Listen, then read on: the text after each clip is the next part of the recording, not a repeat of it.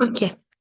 Bugün biraz kadın kişi arasındaki biraz beyin hakkında danışacağız ki biz esas problemlerin kökünü anlayaq.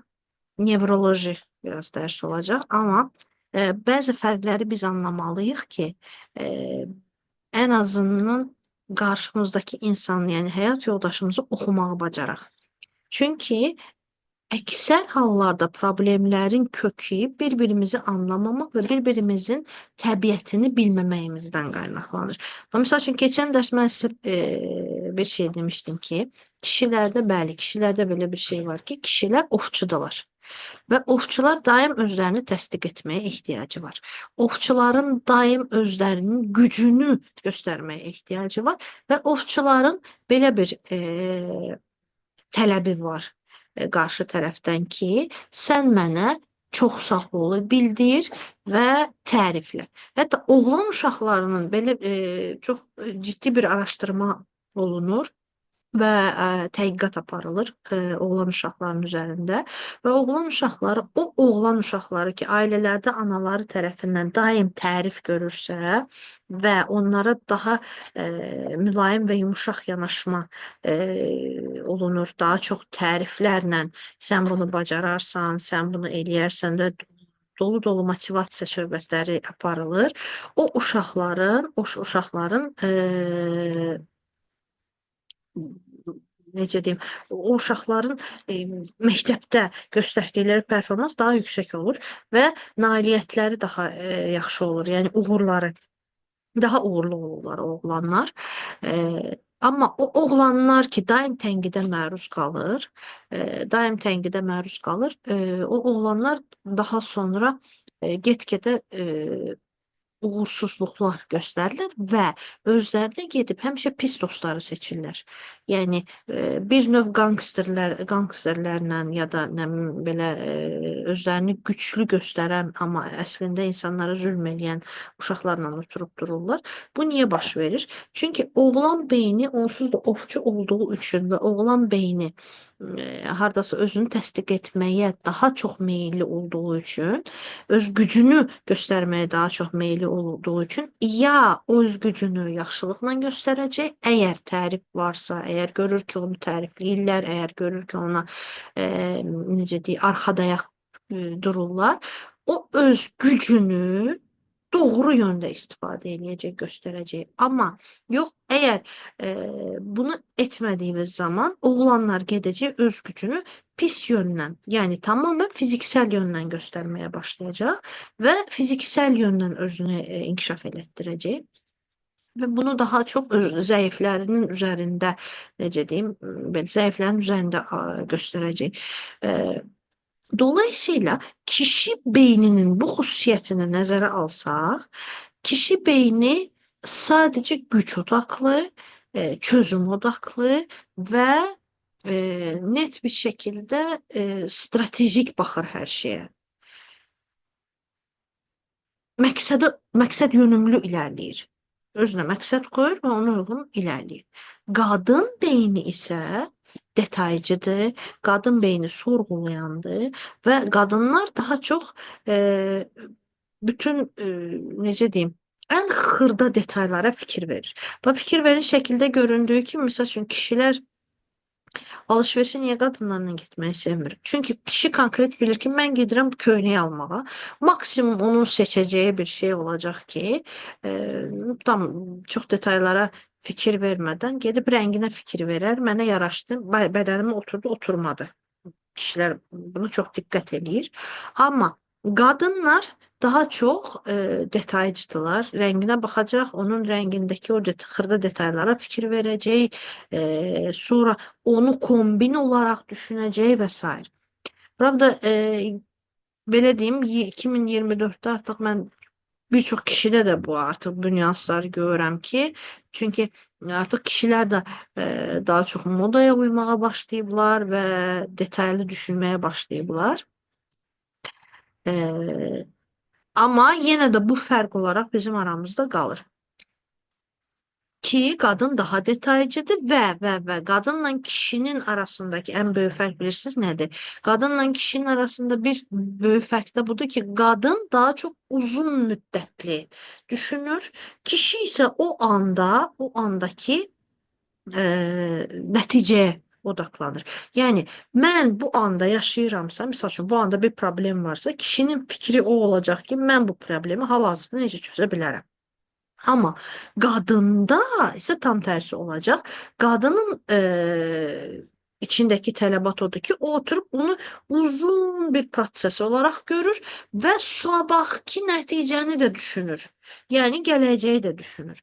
Buna görə də bir də qadınların emosional olduğunu fərq sayarsaq, emosiyalarını da biz nəzərə alsaq, burada önemli olan nöqtə nədir? Qadın misal üçün bir anda heyecanlansa, o anda o heyecanını və o duyğularını yaşayacaq.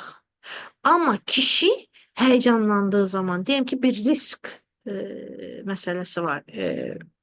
Bir anda bir bomba partlayır ya da ne bileyim nəsə bir şey olur.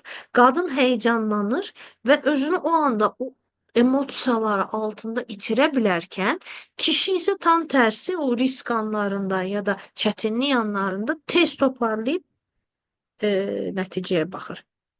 Ki mən burada bu problemi necə həll eləyə bilərəm. Dolayısıyla bunların birləşməsi, doğru birləşdikləri zaman kişi stres halında, risk halında o risk alıb və nəticəyə odaklı tez bir ideya ilə qarşımıza gəlir. Qadın isə uzun müddətli düşündüğü için, uzak görenliği çok güçlü olduğu için, qadın ise daha çok o nəticənin sabahki bizim başımıza getireceği, sabahki nəticəyə də baxır. Ya da bir aylıq da uzadıb sizə necə deyim, atçot verə bilər, belə deyək. Ona görə də bu iki beyninin doğru istifadə yöntemləri olmalıdır. Ona görə də bu iki beyin doğru birləşməlidir. Bir-birlərini doğru oxumalıdır. İndi keçək qadına. Qadınlar nəyə daha çox diqqət yetirir? Hətta inanırsınız, bu heyvanlarda da belədir. Burada bir çox tədqiqatlar var ki, qadınlarda sağ beyin daha çox daha doğrusu belə deyim, 2000'lərə qədər tədqiqatlar göstərirdi ki, qadınlar sağ beyin ağırlıqlı düşünür, kişilər daha çox analitik zəkadır və s. Amma 2000'lərdən sonra ki tədqiqatlar bunu təsdiqlədi ki, 2000'lərdən sonraki tədqiqatlar onu təsdiqlədi ki, artıq elə deyilmiş. Hem qadın, hem qadında, hem kişide bu sağ-sol beyin fərqi ortaya göstərir. Yəni bu tamamen özümüzü inkişaf etməklə əlaqəli bir şeydir və elə insanlar artıq var ki, həqiqətən həm sağ beynini, həm sol beynini gözəl göstərir. Məsəl üçün heyvanlarda, quşlarda daha yaxşı mahnı oxuyan quşlar var. Görürsünüz, yəni. Əslində bizdə bəlkə də fikirləşə bilərik ki, bu kişilərdir, yəni qadınlar, yəni çünki belə deyim, insanlarda daha çox kreativ, daha çox gözəl, məlahətli səs və s. qadınlarda olur. Amma heyvanlarda, xüsusən quşlarda tam tərsidir. Cik-cik deyə o gözəl tonlarla oxuyan quşlar əslində kişi quşlardır. Dişi quşlar deyil. O kişi quşlar mahnıları ilə dişi quşların diqqətini cəlb eləməyə çalışırlar. Xüsusən yaz gələndə o quşlar ki, çox cik-cik eləyirlər, o quşlar ki, çox fazla oxuyurlar, o quşlar məhz kişi quşlardır. Onlar qadın quşlar deyil. Kişi quşlar daha çox. Onlar dişilərinin diqqətini cəlb eləməyə çalışırlar. Hətta o neydi o? Tutu quşu deyirlərdi, o böyük quyruğu olan. O tutu quşunun rengarenk quyruğu olan belə o dişi deyil. O da kişidir. Çünki ətrafındakı dişinin diqqətini cəlb etməyə çalışır. Yəni heyvanlarda da, ya təbiətdə kişilər öz varlığı ilə, gücü ilə, yetenəkləri ilə dişilərin diqqətini cəlb eləməyə çalışırlar ki, kişini seçən əslində dişidir. Və insanlarda da əslində hardasa bu belədir. E, Yəni mən sizə demişdim, biolojik faktorda belə bir tədqiqat aparırlar. Qadınlar qoxusundan bilir ki, qadın beyni qoxudan anlayır ki, bu kişidən mən dünyaya evlad gətirə bilərəm. Yəni o qoxu onun üçün çox, əgər genetik olaraq çox fərqli genlərdən ibarətdirlərsə, o kişinin qoxusu qadına çox xoş gəlir. Hətta həyat yoldaşlarınıza bir ara qoxularına fikir verin. Əgər qoxusundan həzz alırsınızsa, genetik olaraq fərqli genlərdənsiz. Ona görə də sizin evladlarınız çox gözəl və çox ağıllıdır ya da olacaq. Təzə evlənənlərə aiddir bu. Yəni təbiətdə olduğu kimi kişi diqqət cəlb eləyəndir. Kişi dişinin diqqəti üçün hər şeyi edəndir. Çünki kişi nə dedi? Kişi ovçudur. Dolayısıyla kişinin dişidən nəyə ehtiyacı var? Baxın, kişinin nəyə ehtiyacı var? Kişinin ehtiyacı var tərifi. Kişinin ehtiyacı var öz dişisi tərəfindən təsdiq almağa, öz dişisi tərəfindən qəbul almağa ehtiyacı var. Yəni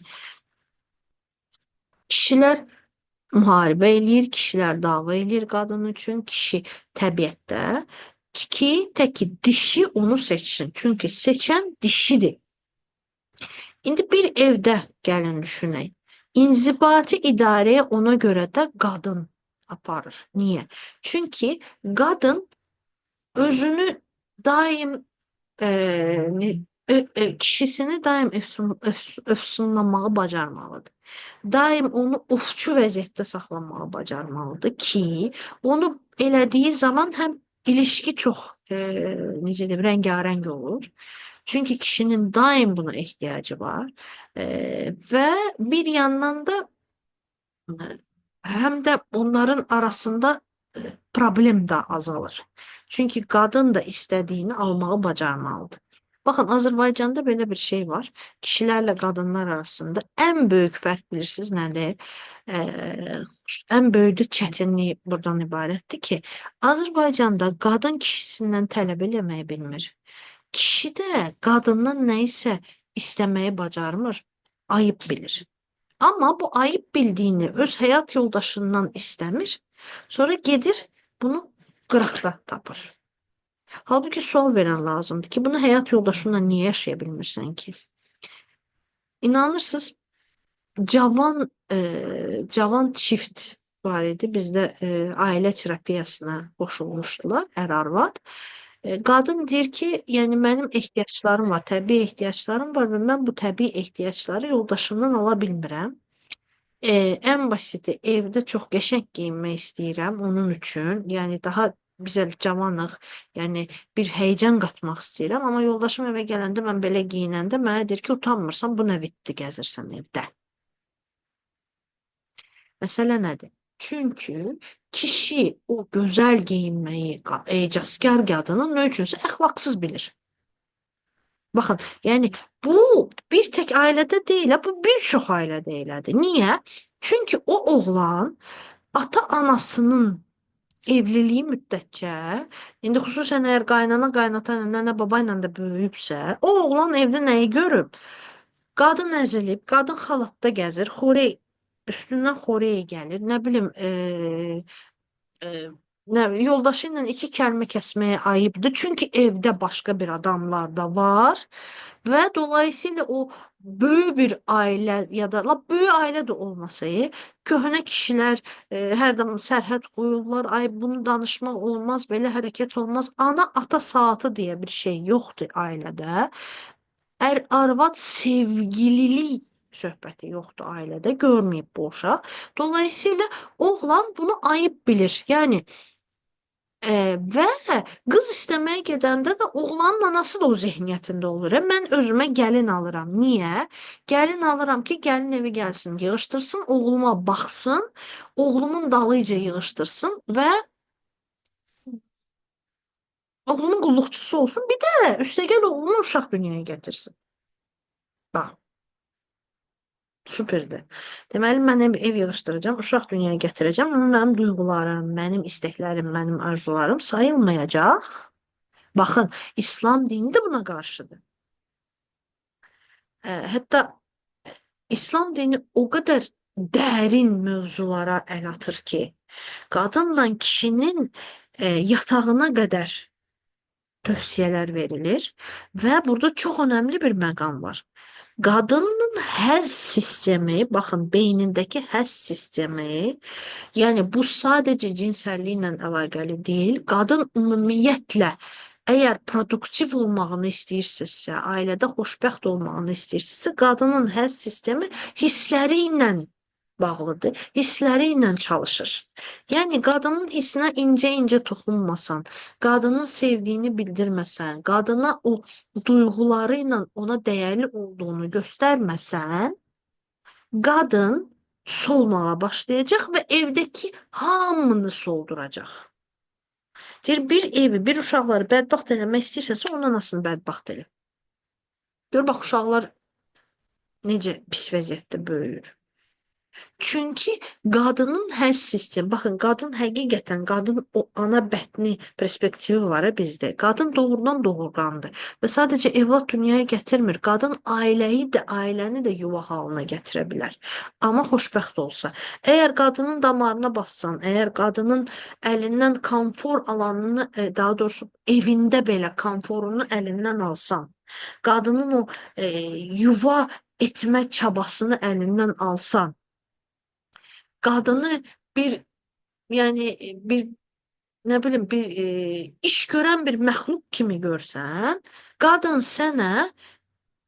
çiçək açmayacaq, solmağa başlayacaq. Və çox təəssüf, Azərbaycanda bir çox ailə, bir çox kişi qadınına belə yanaşır. Ona görə deyirəm ki, gözəl analar, kimin ki oğlu var, oğlanlarınızı elə böyüdün ki, sabah gəlininiz sizə bəddua eləməsin. Gəlininiz sizin üçün dua eləsin. Xoş dualar eləsin. Bu görmə gör böyütdü, bunu belə deməsin. Ki həqiqətən burada çox önəmli bir məqam var. Oğlanları da o duyğu açısından qadına hörmət eləyən, qadına güvənən bir insan kimi böyütmək lazımdır. Baxın, əgər ata, oğlan və qızın qabağında ata ananı kritika edirsə, daim tənqid edirsə, o oğlan böyüyəndə heç bir qadına güvənməyəcək. Hətta öz anasına də güvənməyəcək və daim anasının elədiyi hər şeyi düzəltməyə çalışacaq. Baxın, indi burada bir səhnə atacağım sizə. Təzə bir kino çəkiblər. Bahar kinosunda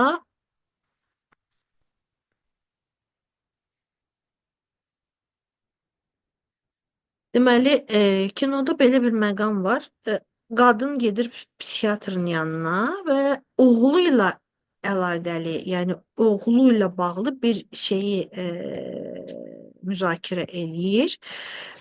Və bu müzakirə əsasında psixiatr ona soruşur ki, yoldaşım oğlu deyir, qadın ağlayır ki, məni təhqir edir, məni incidir, məni ağladıb, bəs oğlum mənə güvənmədi. Mən həkim olduğum halda oğlum mənə güvənmədi. Dedi, sən bacarmazsan, dedi. Videonu atacağım. Və orada psixiatr sual verir qadına. Yoldaşın səni tənqid edirdimi uşaqların qabağında? Qadın durdu, dedi, o tənqid nədir? Lağa qoyurdular. Baxın, misal üçün biz bəzən deyirik, bu uşaq mənə qulaq asmır. Uşaqlar böyüyüb mənə hörmət eləmir. Qurban olum sizə, hörmət eləməyin səbəbi bilirsiniz nədir? Uşaq böyüyür və səhərdən axşama qədər görür ki, qaynanan mama ilə deyinir, qaynata mama ilə deyinir, papa mama ilə deyinir. Mama nə arasına hörmət eləsin? Necə güvənsin mamaya? Çünki ailədə hər kəs mamadan narazıdır və mama da o qədər inanır ki, məndən hamı narazıdır. Dolayısıyla mama da öz haqlarını necədir, haqqı üçün mübarizə apara bilmir və nəticədə mama da özünü elə bir vəziyyətə salır ki, baxın, dünən bir xanım mənə mesaj atıb, ürəyim yandı və bir anda fikirləşdim ki, əslində mən də belə böyümüşəm. Hər birimiz elə böyümüşük. Deyir ki, özümdən nifrət eləyirəm, özümü bağışlaya bilmirəm. Niyə bağışlaya bilmirəm deyir. Eee Deyir, özümü bağışlaya bilmirəm. İndi hətta mən sizə bir dəqiqə hə, deyir, özümü bağışlaya bilmirəm. Hamıya qədərindən artıq qiymət vermişəm. Qudurtmuşam. Sonra həmin adamlar özünü dəyərli hiss edib məni dəyərsiz kimi davranıblar. Həqiqətən keçmişimi bağışlaya bilmirəm. İndi bir dənə bir düşünün, hər birimizin qəlbinə toxunmurmu bu söz? Biz indi bayaq mən oğlan haqqında danışdım. İndi qadın haqqında danışacağım. Qadın beynini nə edir? Baxın, özünü təsdiq almayan, atadan daim tənqid, təhqir eşidən, əzilən qızlar isə özünü təsdiq etməyə, mən güclüyəm. Baxın, mən güclüyəm göstərməyə çalışır. Çünki o uşaq başa belə bir beynində belə bir şey yaranır ki, mən güclü olmasam məni əzəcəklər. Mamanı həmişə əziblər. Ona görə mən daha güclü olmalıyam ki, məni əzməsinlər. Axı qadın tamamilə gücün təzahürü deyil. Qadın incəliyin, qadın doğurğanlığın, qadın yuvanın təcəllisidir. Gözəlliyin. Bəli, qadın işləyə bilər, işləməlidir də. Qadın çox produktivdir. Amma qadın incə məxluqdur. Bunu yaddan çıxartmaq olmaz. Qadın tamamilə bütün gücü, bütün məsuliyyəti öz üzərinə almaq məcburiyyətində deyil. Nə ailədə, nə evdə. Yəni evdə hər şey korlanırsa, hər şey qadın düzəltmək məcburiyyətində deyil. Orada kişinin də payı olmalıdır. Maddi bütün problemləri qadın həll etmək məcburiyyətində deyil. Və yaxud uşaqların dalınca hər şey qadın etməli deyil. Yeri gəldi, ata uşağı yatızdıracaq, ata uşağı yedizdirəcək, pampersini dəyişdirəcək. Bunu edərkən də atadır deyə eləyir. Həyat yoldaşıma yardım edir deyə deyil. Atasan sən, ona görə eləməlisən. Sənin orada başqa çarən yoxdur. Sən bunu eləməlisən. Bu sənin övladlarındır, bu sənin məsuliyyətindir. Sən də iclasa getməlisən. Sən də evladını məktəbdən aparıb gətirməlisən. Sən də müəllimlə kontakta girməlisən. Hər şey qadın etməli deyil. Çünki bunun bütün məsuliyyətini qadının boynuna yıxsan, qadın yıxılmağa başlayacaq. Və o qızlar ki, daim tənqid olunublar, əvvəl yeniyetməlikdən başlayırlar özlərini güclü olma, mən güclüyəm, mən hər şeyi bacararam, özünü o qədər təsdiq eləyir ki, 35 yaşına gəlib çatanda boşluq içinə düşür. Çünki təbiətinə aykırı davranır. Baxın, suyu buz yerinə, buzu su yerinə istifadə edə bilmərik. Mümkün deyil.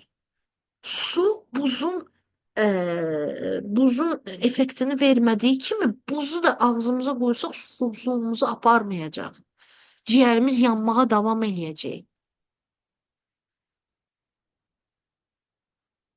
Yəni məsələ insanın, qadının, kişinin rollərini bilməkdən ibarətdir.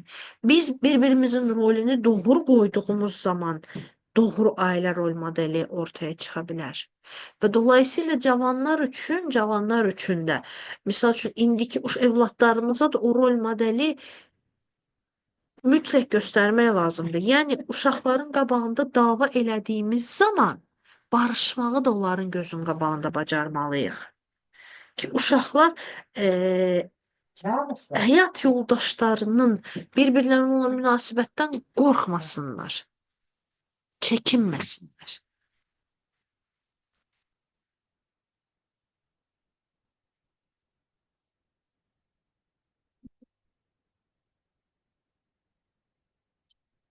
Və o videonu tapıb göstərəcəm inşallah.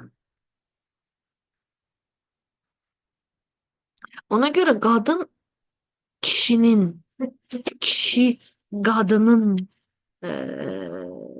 əvəzini, yəni tamamlamaya çalışmamalıdır. Qadını güçlü etməyə ehtiyac yoxdur. Qadın onsuz da güçlüdür. Qadını fiziksel güçlərin altına yıxmaq lazım deyil. Və indi baxın, bir dənə də şey danışacağım sizə. Misal üçün təzəlicə bir e, kişi ilə söhbət eləyirəm. Deməli, həyat yoldaşı ayrı terapiyaya qatılırdı. Artıq özü də ara terapiya alır. Və kişi belə bir cümlə işlətdi mənə. Deyir ki, mən atamın, anamın elədiyi səhvləri düzəltməyə çabalamaqdan, onların elədiyi səhvləri düzəltməkdən yorulmuşam. Baxın. Və oğlan deməli atasından yorulub. Çünki atası bəzi zərərli vərdişləri var və o vərdişləri ata bilmir və anasına da şiddət uygulayır. Və məsələ bilirsiniz nədir? Ana isə burada bu portredə ana deyir ki, ev yoxdur da, döysə də, söysə də ərimdir. Bax, özünü müdafiə eləmir. Oğlanlar isə böyüdükcə artıq həyat yoldaşlarını müdafiə etmək məcburiyyətində qalırlar öz atalarından. Və burada ana, oğlanın anası təəccüb eləyir ki, niyə gəlin özünü müdafiə edir? Niyə gəlin qaynatadan qaçır, çəkinir? Və oğlanları da baskı eləyir ki, yox, sizin yoldaşlarınız qəbul eləməlidir hər şeyi. Sözünü də, acılığını da, şiddətini də. Baş vurunum, sən səbir eləmirsən. Sən səsini çıxartmamısan. Səni döyüblər, söyüblər. Sən bunu qəbul eləmirsən. Davam eləmirsən belə. Sənin gəlinin bunu qəbul eləmək məcburiyyətində deyil axı. Axı sənin oğlun başqa bir fərqindəliyi ilə yanaşır həyat yoldaşına. Həyat yoldaşı da təbii olaraq deyir ki, mən bunu qəbul eləyə bilmərəm. Mən istəmirəm. Mənim ailəm belə olsun istəmirəm. Haqlı olaraq istəmir. Niyə qəbul eləməlidir? Və oğlan əziyyət çəkir. Anasının, atasının seçimindən əziyyət çəkir. Anasının atasına olan münasibətindən, atasının şiddətindən və anasının bunu qəbul edib evladlarını da qorumamağından əziyyət çəkir.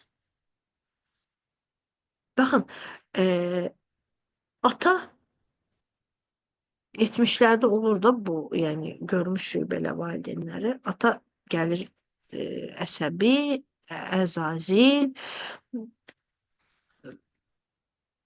yəni hamıya necə deyim, kök söktürür, hamıya şiddət uygulayır və ana burada uşaqları qorumaq əvəzinə uşaqları susturur. Baxın, burada iki önəmli məqam var. Bəli, ataya hörmət önəmlidir. Hər evlad ataya hörmətlə böyüməlidir. Amma ana bəzi şeyləri dəyişdirmək yerinə uşağın başını da atanın əlinin altına atmamalıdır. Yox, aton səni döyüb, əccəb eləyib də deyilməməlidir. Orada bir balans olmalıdır. Yəni, uşaqların gözünün qabağında olmasa da atanı qırağa çəkib, qardaş, sən bu uşaqdan nə istəyirsən? Sən bu uşağı niyə şiddət göstərirsən? Biz bu uşağı dünyaya şiddət üçün gətirməmişik. Bunun üçün qıraqda da olsa mübarizə aparmalıdır. Mütləq mübarizə aparmalıdır. Çünki heç bir kişi, baxın, heç bir kişi sonsuza dək o şiddəti davam elətdirməz, əgər qadın səbr eləmək, susmağı seçməsin. Bəzi məqamlar var ki, orada qadın susmamalıdır. Çünki qadın da özünün fərqində olmalıdır. Qadın da özü üçün mübarizə aparmalıdır. Qadın da özünün fərqindəliyi və özünün inkişafı üçün çalışmalıdır. Ağıllı qadından qorxurlar, bəli, çəkinirlər. Bilirsiniz niyə? Çünki öz fərqindəliyi üçün çalışan qadın cəmiyyət üçün, hətta kişilər üçün çox qorxulur. Amma şiddətin qabağını öz fərqindəliyi artaraq kəsə bilərik. Artıq o dövr deyil, o dövr deyil. Gümrük, şillə, qapaz danışacaq dövr deyil. Bizim uşaqlarımız bunu, inanırsınız, neçə dənə yeniyetmə gəlir. 18 ildir və mən işimin başında yeniyetmələrlə başlamışam da işləməyə. 18 ildir mən bu yeniyetmələrlə çox yaxınam da belə deyim. Və artıq 2 dənə də yeniyetməliyi tamamlamış qızım var. Erkən yeniyetməliyə girmiş oğlum var. Və mən bu günə qədər gördüyüm bir şey var ki, yeniyetmələr, xüsusən erkən yeniyetmələr artıq, yəni 7 yaşında uşaq şiddəti qəbul eləmir. Götürmür. Bu boyda dil uzadır ki, sən məni niyə vurursan? Sən mənim üstümə niyə qışqırırsan? Mənə izah elə. Tələb eləyir. Fikir verin, yəni o dövr qaldı ya, taxtanı göstərərsən uşaq qorxsun, kəssin səsini. Yoxdur elə uşaq. Elə uşaq yoxdur, qurban olun, başına dönüm. Uşaqları belə zəbt eləmək mümkün deyil. Dolayısıyla indiki dövrdə bir qadın əgər şiddətə susursa, yükü boynuna götürürsə, bu da qadının da özünü sorğulamalıdır ki, mən nə edirəm? Amma qarşıdakı həyat yoldaşının da beynini anlayaraq həm qadın kişini anlamalıdır, həm kişi qadını anlamalıdır.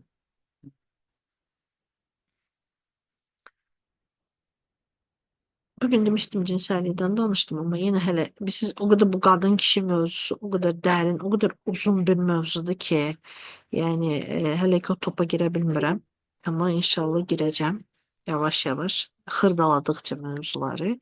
Çünki bugünkü cavanlarımız da artıq bizi başa düşmür. Bugünkü cavanlarımız da bizi artıq əzilmiş, təbiətə zidd davranışlarımızı qəbul eləmir. Belə. İndi 2 dəqiqəyə Zoom bizi bitirəcək videonu. Sualınız varmı bu mövzu ilə əlaqəli? Leyla xanım, Nahidə xanım. Bu arada təşəkkür edirəm ki, qoşuldunuz. Var olun. Çok sağ olun Sevda Hanım. Biz size teşekkür ediyoruz ki bizi biraz beynimizi rahatlaştırırsınız. Allah sizden olsun. Çox sağ olun. Var olun Nahidə xanım. Əgər sualınız yoxdursa, mən Allah videonu sizden. bağlayayım. İndi Yok yükləyəcəm teşekkür ederim. YouTube'a. Əgər bununla əlaqəli, bu mövzuna əlaqəli sualınız olsa, sonradan dinləyən xanımlara da aiddir. Mənə şəxsiyyədə yaza bilərsiniz. İnşallah gələn həftə görüşərik. Bu həftə 6-cı gün bəlkə axşam saatlarında yenidən dərs qoydum. Yaxşı, görüşərik inşallah. Sağ olun. Çok